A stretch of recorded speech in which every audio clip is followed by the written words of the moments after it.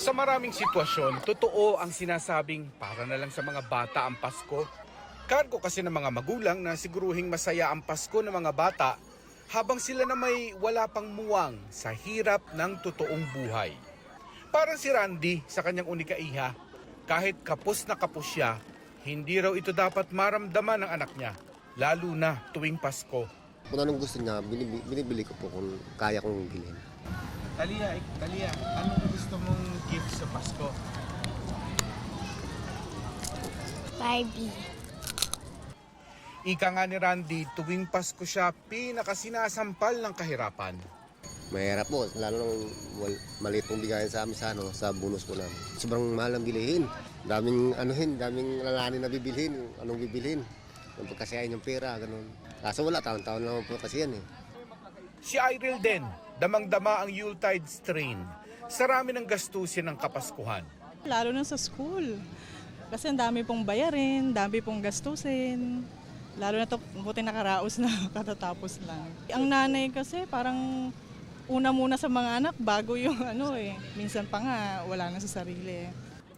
Sabi tuloy ng mga batang 80s at 90s, nakakamiss ang Paskong kami ulit ang mga bata. Mag-adobo lang po ng manok kahit tsaka rice, tapos gigising pag oras na ng putukan. Iyak ako kasi.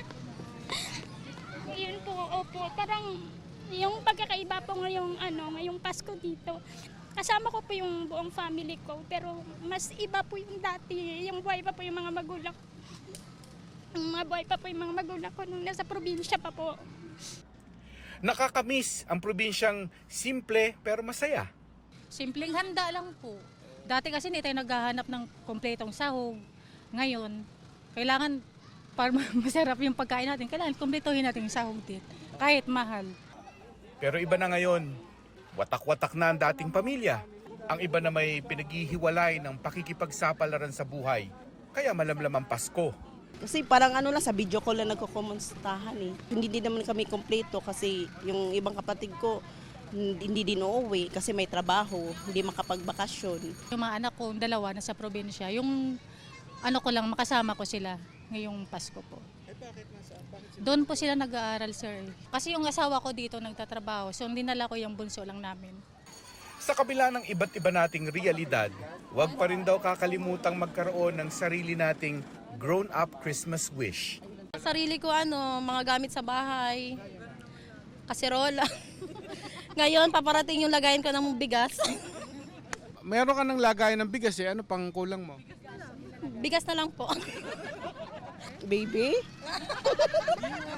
Gusto mo pa ng baby? Gusto pa sana.